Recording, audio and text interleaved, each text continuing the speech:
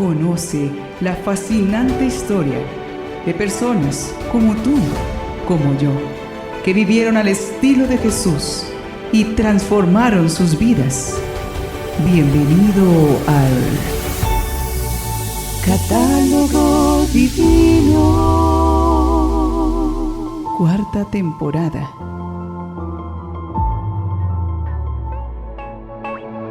Un día más en la presencia del Señor y en el caminar hacia la gran meta, la santidad. Queremos darle la bienvenida a escuchar una nueva historia de valentía evangélica de los santos que nos invitan a romper los esquemas del mal y de la costumbre para atrevernos a hacer cosas nuevas por la gloria de Dios y el bien de los demás. Nuestro catálogo divino sigue trayéndonos historias interesantes.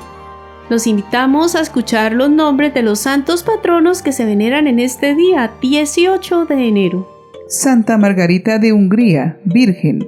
Santos Cosconio, Zenón y Melanipo, mártires. Santa Prisca, mártir.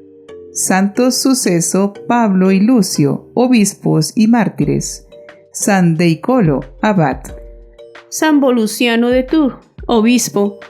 Beato Andrés de Pesquiera Greco, presbítero religioso. Beata Beatriz de Este, viuda y monja. Beato Facio de Cremona, laico. Beata Cristina Ciccarelli, virgen.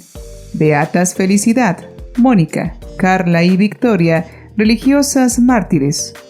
Beata María Teresa Fache, virgen. Y Beata Regina Protman, virgen y fundadora. En este día, una joven que, impulsada por el Espíritu Santo, es una de las pioneras en vivir la vida consagrada fuera de los monasterios, desarrollando lo que hoy conocemos como vida religiosa activa. Lo hizo en una actividad apostólica más entregada al servicio y el acompañamiento directo de los pobres y necesitados. Ella es la Beata Regina Protman. Nuestra Beata nació en una familia católica acomodada económicamente, en Braunschweig-Emmerland, actualmente llamada Braniewo, Polonia, en 1552. Hasta los 19 años, Regina fue una joven que disfrutaba de los privilegios de la alta sociedad, entregada al prestigio social y vanidades. Sin embargo, la joven Regina tenía un carácter noble y respetuoso con sus padres, favorecida también por su excelente educación. En aquella época, en esa región polaca, se habían acogido el movimiento protestante de Martín Lutero. Sin embargo, su familia se mantuvo fiel a la fe católica y al Papa. Por esta razón, sus padres buscaron la forma de motivar la fe católica de sus hijos. Así, sus padres cada noche en casa tenían la costumbre de leer en familia las historias de los santos.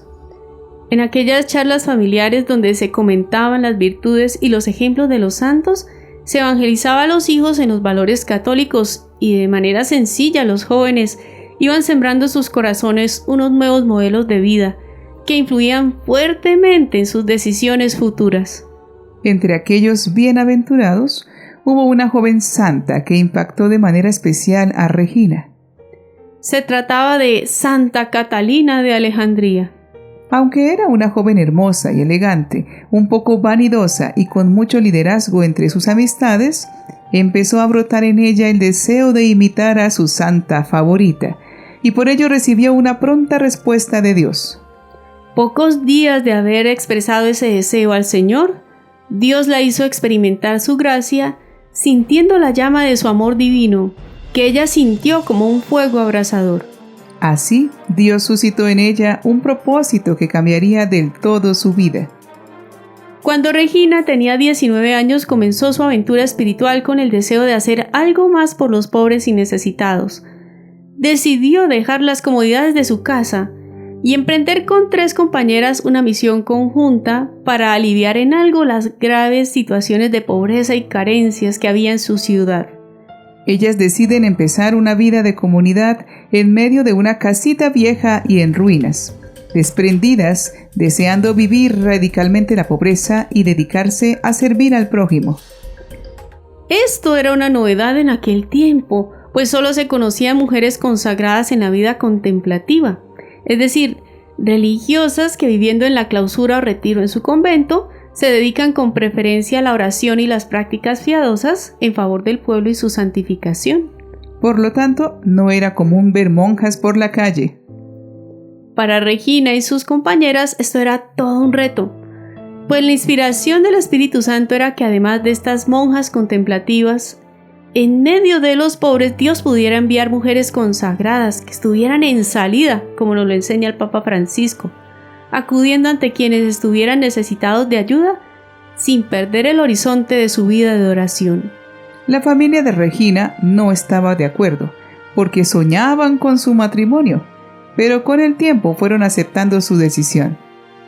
Unos sacerdotes jesuitas apoyaron a Regina y sus compañeras en el inicio de esta fundación, que estaba marcando un nuevo precedente en la Iglesia. La beata Regina, olvidándose de sí misma, abarcaba con una mirada intuitiva las necesidades del pueblo y de la Iglesia. Estas palabras se convirtieron en lema de su vida. Como Dios quiera. Su ardiente amor la impulsaba a cumplir la voluntad del Padre Celestial a ejemplo del Hijo de Dios. No temía aceptar la cruz del servicio diario, dando así testimonio de Cristo resucitado. Además, la fe y la confianza en la providencia divina le ayudaron en su progreso espiritual. Fue abundando en humildad, alegría interior y paz. Su gran apostolado iba acorde a la renovación de la Iglesia que se estaba generando a fines del siglo XVI y principios del XVII, movidos por las iniciativas del Concilio de Trento, que entre otras cosas había definido que ninguna mujer podía tomar los votos de manera forzada, siguiendo este camino solo por voluntad propia. Sin embargo, la vida religiosa femenina se definía como propia del apartamiento en el claustro de los monasterios.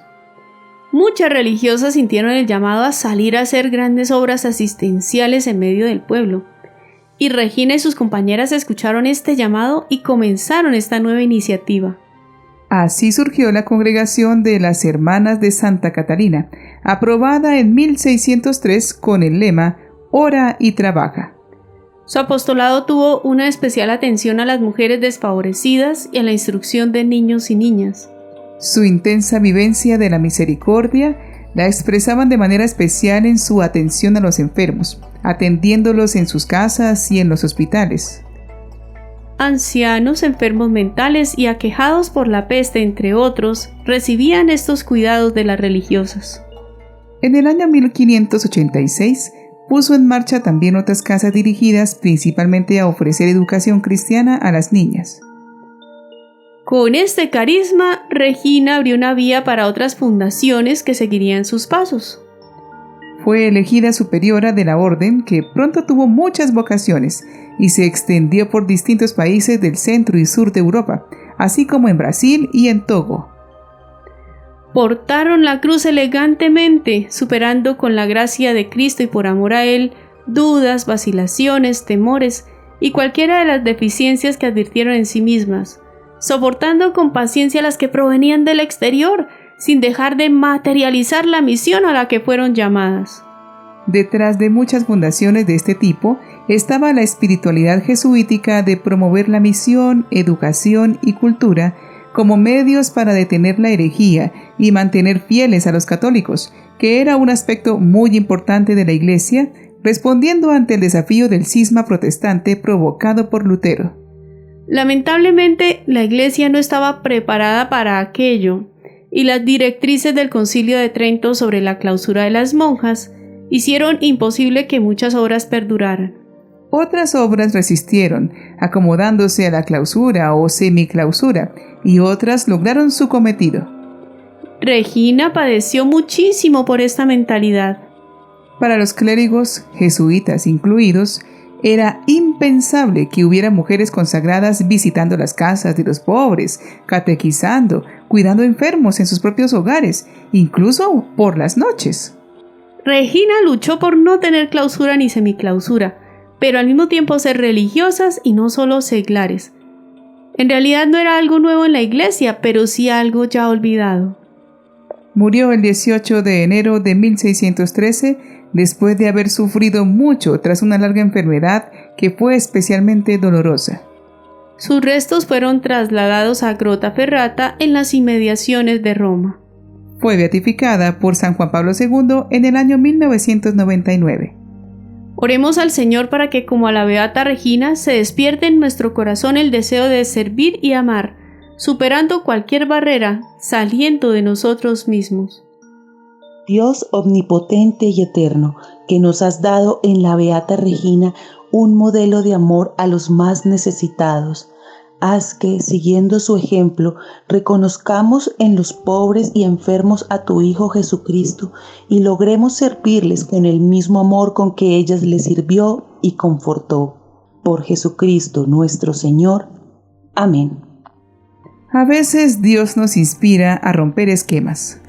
Especialmente los esquemas mentales, con los cuales nos inclinamos al mal. El egoísmo, la maledicencia, el prejuicio, los traumas, las ideas erróneas y tantas ideas fantasiosas que nos hacen chocar unos con otros. Sin embargo, cuando rompemos estos esquemas, como lo hizo Regina, nos damos cuenta que en vez de dividir, entramos en comunión, restauramos lo que nos une. Rompemos con el mal para estar disponibles a unirnos en amor a Dios y en fraternidad con nuestros hermanos. Beata Regina Brotman, ruega por nosotros.